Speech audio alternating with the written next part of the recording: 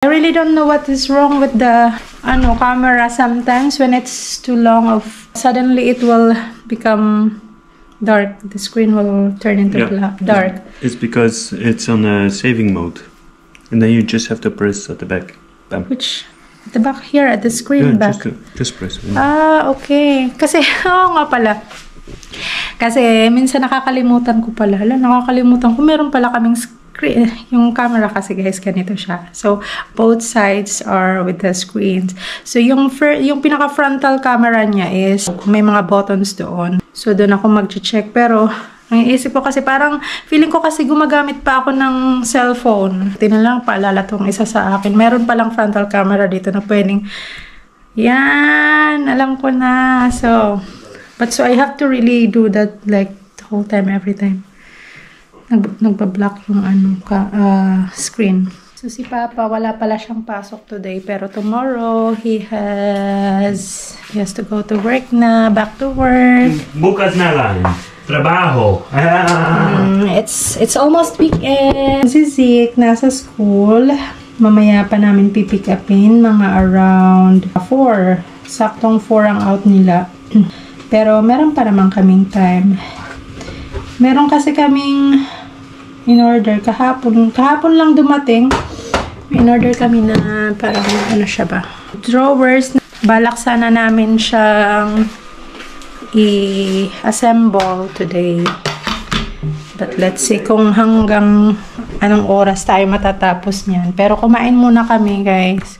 Kumain muna kami saglit kasi ako nagugutom. Ayan, ganito kami kagulo dito sa bahay. Pagka, alam niyo yun, wala kaming time in the morning to fix everything here in the living room to make it, to tidy up. Pagka morning time, kasi everyone has to leave the house. Then, but I have to see to it na before dumating ng bahay, naayos ko na ito. And a little bit of cleaning up sa ating floor.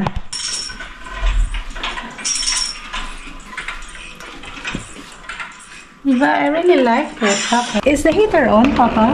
Yeah. Okay. Let's go at the back. Doon na lang tayo maglabas tayo dito sa ating through the garage. So, makikita nyo na lahat ng mga tinatago namin. Pagkabukas ng pinto, ito kaagad yung makikita. Pero ito, tatanggalin ko na yan kasi kahapon maganda yung weather. Actually, ito tuyo na ito lahat eh. Nilabas ko lang ulit kasi para naman iba kasi yung amoy niya guys pagka alam niyo yun. Pagka medyo na-expose sa dito sa labas, fresh air, so ang ating mga labahin nagiging mabango somehow.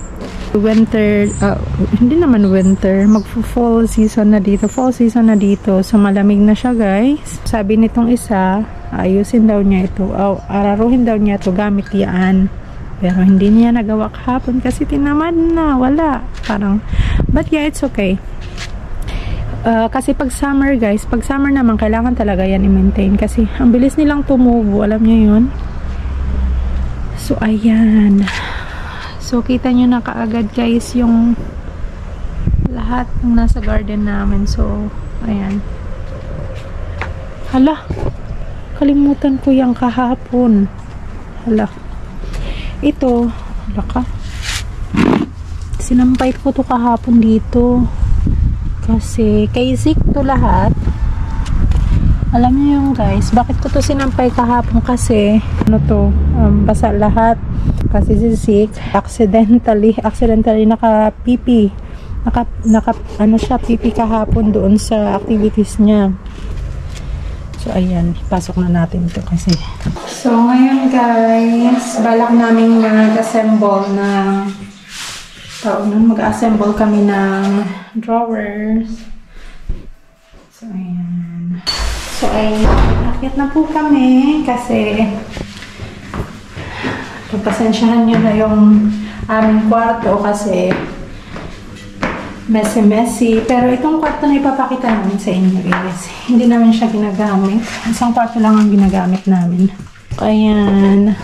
Bukas tayo ng ilaw para medyo meron tayong magandang lighting. So, ayan. Papa, maybe I have to take scissor instead, no? We need scissor. Wow.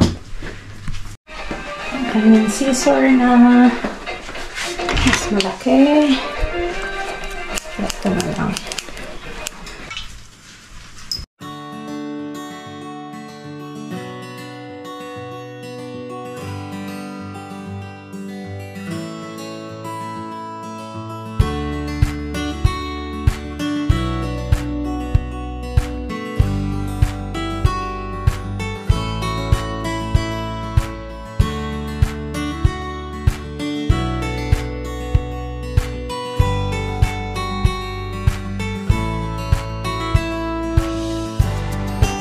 Hello guys, I love you. This is a birthday now. It is in English and Netherlands. It's Papa.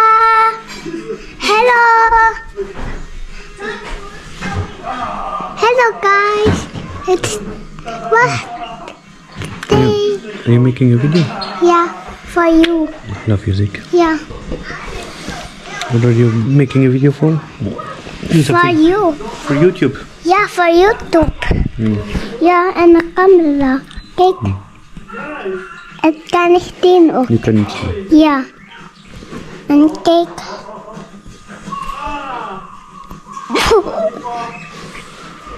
Hello guys. My papa sleeping. Wacht, ik was boos. My papa. But the dinosaur also with the rice barrels and that's where ice cream with date and sweet potato and dan mag ko and sweet both water. So, andito na si Sik sa bahay. Pakita ko sa inyo yung vlog niya. So, ayan na naman. Nag-alien talk na naman si Sik. Actually, napakain ko na pala si Sik. So, ngayon nanghihingi siya ng choco milk. Ah, okay. Okay, sorry. Sabi niya si we still, mama. Ito maingay kasi Papa is sleeping. Nagawan ko siya ng choco milk. Tapos si Papa pala, kumain siya ng hotdogs at saka potatoes. Pero mamaya-maya kakain daw ulit siya. Ngayon nagpapahinga. So, ayan, yung niluluto ko yung chicken, yung kakainin ko mamaya, at saka yung pork burger na yan. Cheeseburger pala. And then, dito, ito na lang yung natirang pagkain ni kanina. Pinakain ko siya ng rice, at saka broccoli, at saka sausage. Pero, ang dami niya ng kain. Pati sausage, inubos niya rin. So, ito yung leftover namin na broccoli. So, yan, kakainin namin ni Kit. And then, kuha lang din ako ng, kakain din ako ng kukunting rice, and then, broccoli, and then, yan ang ipapartner ko dito sa chicken natin. Wala. Mainit na yung choco milk natin. But, yeah, guys. Sisik kasi nangihingi nitong choco milk. So, pagbigyan natin ng bata kasi, warm, a bit warm. Not really that hot, that one. My papa put that in his pocket. Where? In What? his pocket. Oh, pasok. Ah, it's okay. I will put You mark that, yeah? Selva. Yeah, here, scratch it. Okay. And choco milk. Here. Bata, Kimi daw. Kimi. Here. Saan ka na? Si Papa nagpapahinga. Kawawa. Dali na kay. Shh! We still. Papa is lapan. Kunin mo na. Should lift. Ako, kakain na rin ako guys. Kasi actually, hindi pa ako kumakain ng rice. Kumain lang ako ng tinapay kaninang lunchtime. So, magpapainit lang ako ng rice. So, meron akong rice dito. Ayan. Ayan, ganyan lang siya guys, kadami. Kasi, gabi naman na. Tsaka ayokong kumain ng madaming rice. Kasi guys, recently, binabawasan ko na yung kain ko ng rice. Hindi naman sa nagbabawas ako ng timbang. Kasi kaka-check ko lang ng timbang ko. Ganun pa din. Since the last time nag-check ako ng timbang ko. At saka that was the time when I was na still yung pagkain ko is walang pagdating sa rice, ma-rice ako lagi. Yung pagdating sa rice, hindi ko malakas akong kumain ng rice. Pero recently kasi, nagpawas ako ng rice kinakain. Kahit nga in a day, hindi na ako kumakain ng rice. Puro tinapay na lang. Pero ganoon pa rin yung timbang ko. Pero mostly yung mga kinakain ko is like brown bread at saka yung patatas and then pasta. Ayun. Pero nililesen ko na guys yung kain ko ng white rice. Ayan. Kumain man ako ng white rice. Kakunti lang yung portion na kinukuha ko, kinakain.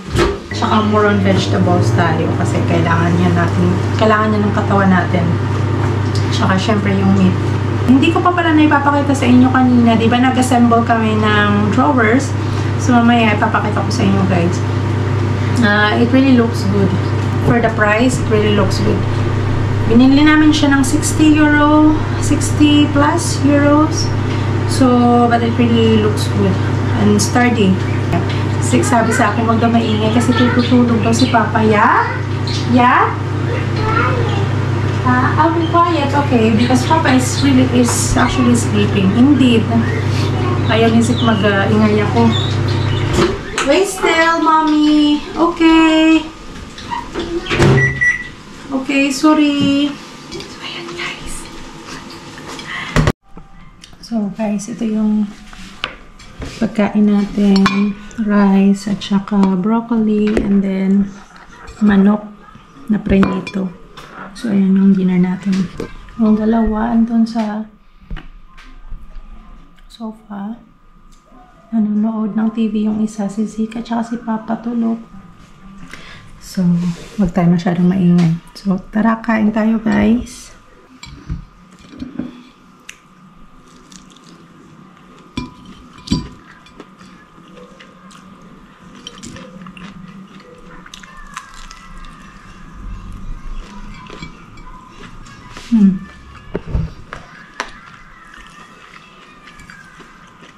Sisik pala na linisan ko na siya. So ngayon kumain na rin yan. Kamay lang ako kasi mas masarap kumain pag nakakamay, especially pag ganito yung ulam. Bukas pala meron kaming gagawin school activity ni Zik. Pero dito siya gaganapin malapit sa amin. Ilang lakad lang, ilang minutes lang na lakad. Meron silang pa-Halloween party bukas. So, si Zik sasama siya. Mag-join kami. Si Papa Kit at saka ako. Let's see, kasi bukas yun ang event. Yeah? I love you too. I love you, baby. Ang sweet ni Zik. Mama, I love you too. I love you too kaagad.